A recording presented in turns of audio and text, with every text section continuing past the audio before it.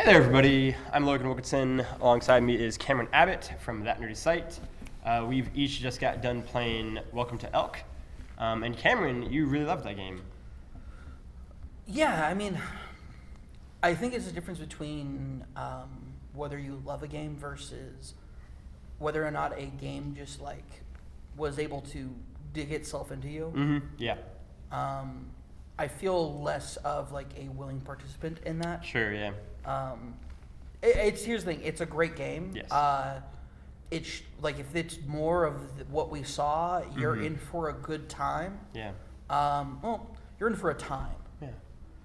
Quality wise, great time. I think the game is very cute. Like, undeniably, the first half of that game yeah. is super cute. It gave me almost like Night in the Woods vibes a little bit at times. It is just a very charming... Oh, it's the movement of the arms. Yeah, It's wonky. goofy, kind of Yeah. like absurdist game mixed with what is and can be at times an incredibly heart-wrenching like narrative story. We'll get to it in a minute, but I think first thing I want to say is that the art direction on it is wonderful. Yeah. Do you want to give a brief pitch on what? Yeah, I'll give a brief pitch. So, Welcome to Elk. Elk is an island, and it is a place where people go and live in relative seclusion.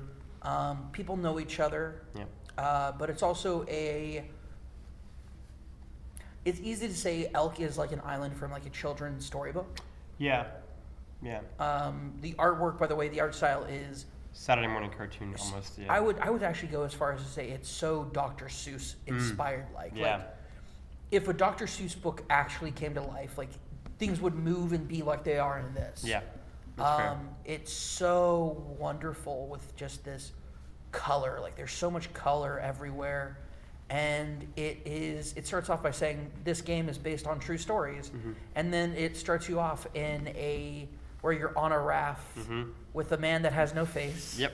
And a giraffe horse. Yep. That is the captain. Yes. And you sing the giraffe horse and the faceless person who is called Anders. You are singing to him, and you use in this demo we were using a Xbox style controller, so it was A and Y, and going back and forth between the two. And the thing is, the sound design is so incredible because it's very nice. for singing, it's noises instead of like actual words, and it's when you first do it with the main character, it's wonky. It's like horn sounding. Yeah. It's very cool and very fun, and there's no like right or wrong. You can do a bunch of like or a lot of if you want, and it doesn't matter. I mean, I shouldn't have made those sound effects, but it's whatever. great. It's better in the game than it is in this interview for sure. But I just think that the art style and kind of the art direction for everything is just splendid. Yeah, I think for me, one of the strongest aspects of Welcome to Elk is its marriage of this kind of goofy, absurdist world, this kind of Dr. Seuss, Saturday morning cartoon characters and energy and vibe and atmosphere. It is very absurdist at times with this kind of more grounded human focused narrative that is based on true stories, right? And I think how it couples them together is something that I didn't expect. It's definitely jarring. I'll be curious to see the final product, see how it actually managed it together. If it is just kind of this very sudden left turn into something way more serious. But I know that it hit you very hard in particular. Yeah.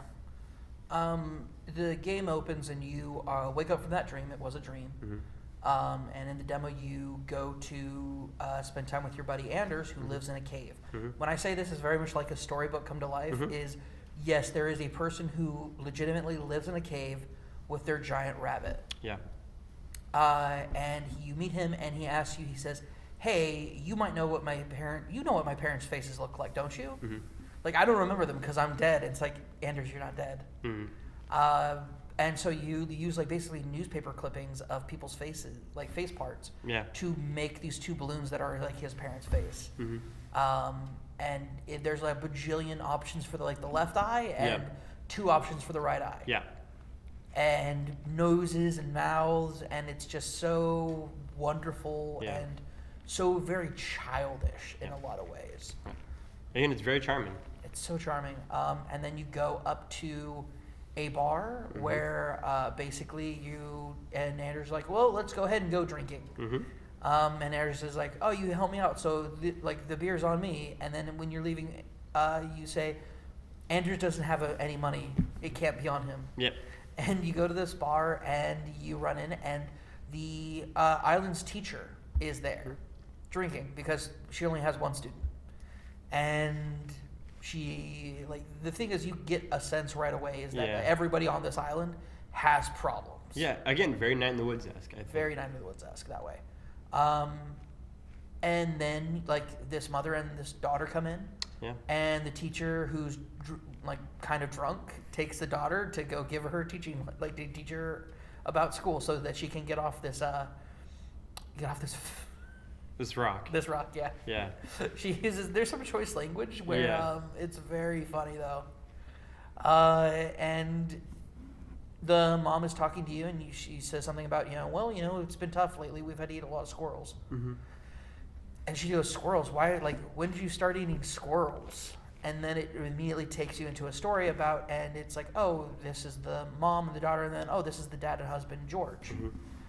And the story of George starts to play out. And I think non-spoilery, it's a tragic story. Oh, it's a tragic story. Yeah, we can avoid spoilers. But I think non-spoilery, it's tragic. Like, his story is very much a tragedy of what happens, and the way it rolls out from there, out of nowhere. And it is out of nowhere. And I think, again, it ties into Welcome to Elk's strong suit in the sense of marrying the fact that it's based on real stories, right? Because what happens in the game happens and you play it out, and it ties back into the earlier singing portion is what we can say.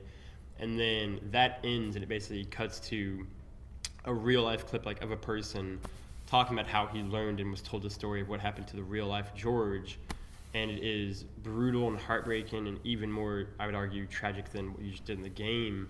But the fact that you had to play through the story first added such, I think, personal connection to what you're now being told. As the mother, you sing in that moment. Yeah. And it went from being the wonky horns kind of childish, goofy, to beautiful, operatic, just singing and of ahs and ohs, and it's just. It is such an emotional thing, and I think what the demo does really well is that it ends on that note. Like, you basically get to the end of the man telling the story of the real life George, and it just ends. It stops. It ends on such an emotional, I think, punch.